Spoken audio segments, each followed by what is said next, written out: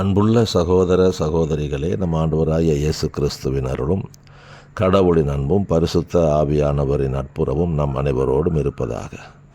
நாம் இன்றைக்கு எடுத்திருக்கிற தியான பகுதி இப்பொழுது யோவான் எழுதிய நற்செய்தி 4ஆம் அதிகாரம் 21 முதல் 24 முடிய. இயேசு சமாரிய பெண்ணிடம், அம்மா, என்னை நம்பும் காலம் வருகிறது, அப்போது நீங்கள் தந்தையை இம்மலையிலோ எருசலேமிலோ வழிபட மாட்டீர்கள். உண்மையாய் வழிபடுவோர் தந்தையை அவரது உண்மை இயல்புக்கேற்ப உள்ளத்தில், அதாவது ஆவியிலும் உண்மையிலும் வழிபடுவர். கடவுள் உருவமற்றவர். அவரை வழிபடுவோர் அவரது உண்மை இயல்புக்கு ஏற்ப உள்ளத்தில் தான் வழிபட வேண்டும் என்றார். எனக்கு அருமையானவர்களே, ஆண்டவர் தான் வாழ்ந்த காலத்தில் ஒரு நாள் சமாரியா என்ற ஊரில் ஒரு பெண்ணை சந்திக்கின்றார். அந்த பெண்ணோடு உரையாடும் பொழுது ஆண்டவரை ஆராதிப்பது குறித்த தர்க்கம் வருகிறது. அப்படி தர்க்கத்திலே எப்படி உண்மையாய் ஆராதிக்க வேண்டும் என்று அந்த மகளுக்கு ஒரு பாடம் எடுக்கின்றார் ஆண்டவர். அந்த பாடம் இன்றைக்கு நமக்கும் ஏற்புடையதாக இருக்கிறது. அதுதான் என்ன பாடம் என்று பார்க்கலாம். ஆண்டவர் சொல்லுகின்றார், ஆண்டவரை ஆராதிப்பதற்கு தனி இடம் தேவையில்லை, எங்கும் ஆண்டவரை ஆராதிக்கலாம். வீட்டில் ஆராதிக்கலாம், ரோட்டில் ஆராதிக்கலாம், ஆஃபீஸில் ஆராதிக்கலாம், மார்க்கெட்டில் ஆராதிக்கலாம். நம்ம எங்கே இருக்கிறோமோ ஆராதிக்க நினச்சிட்டாலே மனசுக்குள்ளே ஆண்டவர் ஆராதிக்க முடியும். அதுக்குன்னு கத்தணும் அவசியம் இல்லை. மனசுக்குள்ளே ஆராதிச்சுட்டே போகலாம்.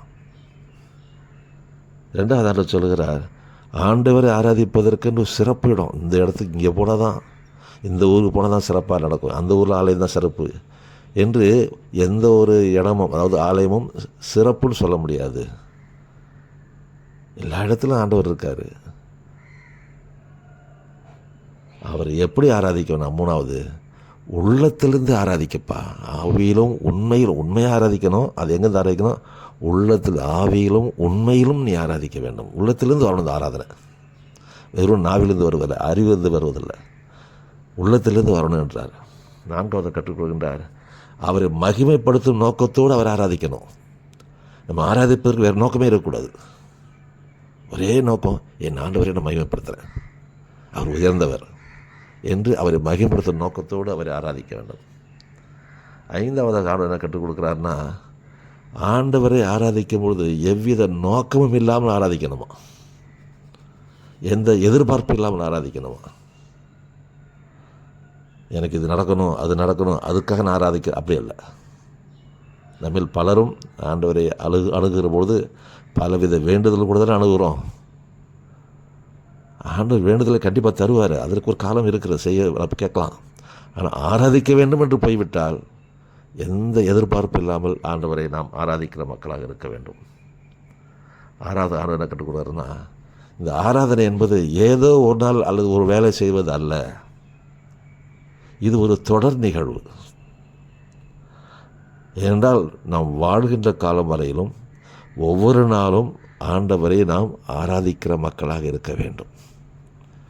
ஏனென்றால் நமக்கு சக்தி அங்கிருந்தான் கிடைக்கிறது. எந்த ஒரு காரியத்தையும் ஆண்டவர் விருப்பமான முறை செய்ய வேண்டும் என்றால் அதற்கான சக்தியை அங்கிருந்து பெற்றுக்கொள்கிறோம். அதனால் இதை ஒவ்வொரு நாளும் தொடர்ந்து செய்ய வேண்டும் என்று ஆண்டவர் எதிர்பார்க்கின்றார். கடைசியாக ஒரு காரியம், நம்முடைய ஆராதனைகளை ஆண்டவர் விரும்பி ஏற்றுக்கொள்கிறவராக இருக்கிறார். இந்த மனநிலைகளோடு நம்ம ஆண்டவர் ஆராதிக்கும் போது அந்த ஆராதனையை விரும்பி ஏற்று நம்மை ஆசீர்வதிக்கிறவராக இருக்கிறார்.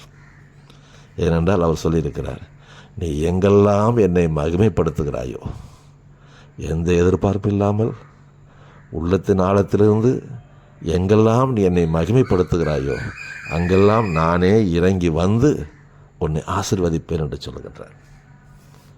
அவர் வாக்கு மாறாதவர். சொன்னால் சொன்னபடி செய்வார். அந்த ஆண்டவர் சொல்லுகிறார், நீ எங்கெல்லாம் என்னை ஆராதிக்கிறாயோ அங்கெல்லாம் நானே இறங்கி வந்து உன்னை ஆசீர்வதிப்பேன் என்று சொல்லுகின்றார்.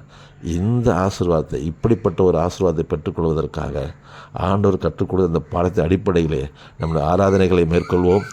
ஆண்டவர் நிச்சயமாக நாம் எங்கெல்லாம் ஆராதிக்கிறோமோ அங்கெல்லாம் இறங்கி வந்து நம்மை ஆசீர்வதிப்பார்.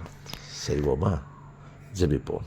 எங்கள் அன்புள்ள பரலோக தந்தை, நாங்கள் எப்படி ஆண்டவரை நீர் விரும்புகிற விதத்தில் ஆராதிக்க வேண்டும் என்று கற்றுக் கொடுத்த பாடத்திற்காக நன்றி ஆண்டவரே. எங்கள் ஆராதனைகளிலே குறைவுகள் இருக்கும் என்றால் சரி செய்து கொண்டு நீர் கற்றுக் கொடுத்த பாடத்தினுடைய ஆராய்த்து உம்மை மகிமைப்படுத்த உதவி செய்யும். எங்களோடு இருந்து பெரிய காரியங்களை செய்யும், ஆசீர்வதியும், நலங்களை காணும்படி செய்யும். மீட்பர் இயேசுவில் ஜெபிக்கிறோம் நல்ல பிதாவே, ஆமென். ஆண்டவர் நம் யாவரையும் ஆசீர்வதிப்பாராக. அன்புடன் விக்டர் பாக்கியம்.